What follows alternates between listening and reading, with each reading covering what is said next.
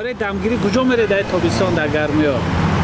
وطن، فیض‌آباد، سالقین، بود هوای تازه، چکری، تورون، اوکروب، گشنیج، سیالق، گوشت بره. خارجه اگر نداره؟ خارجه پول نیست. بی پول میبرم. نه؟ چند پول در کار خارجه دار؟ خارجه کجا رفتن در کار؟ مثلا بعضی ترکیه میرن، بعضی دبی میرن. همین تاجیکستان تمام جهان خوبه. همین تاجیکستانی موقع تمام جهان بهتره برای استراحت. اگر شما پول داشته باشید کجا میره خارجه؟ ما پول داشته باشم خونه خودم میرم. زیارت. جای مقدس.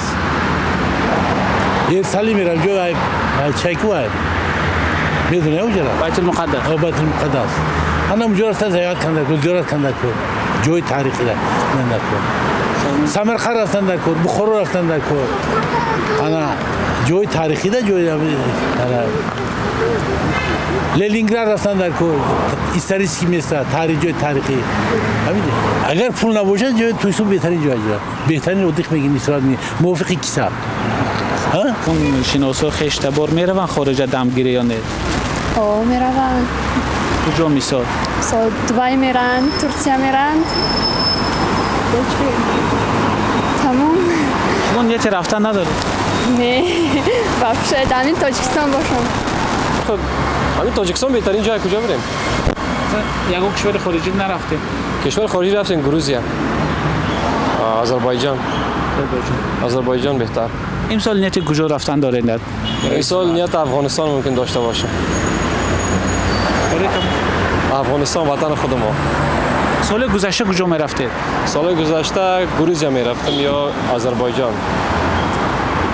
اروپا بهتر است، خیلی ویزا کم یک مشکلات. گرمانیا، گلندیا همجا. من شخصا خودم به نزدیکی از امریکا اومدم. لیکن امسال با هوای تاجیکستان بهت سالقین. خود دوشنبه بهترین جای است.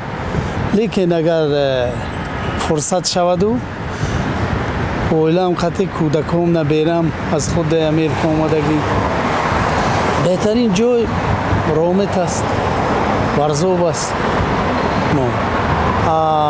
اگر نگاه کنم من 2 سال نبودم عضو دوشنبه بفکرم در جهان بهترین شهر است، از همه خوش‌روی‌ترین، مردمش چه آزاد. استراحت رفتن دارید؟ نه. چرا؟ این تابستان مثلا با اهل عائله کجا استراحت رفتنی هستی؟ ولی بنقشه نگرفتیم.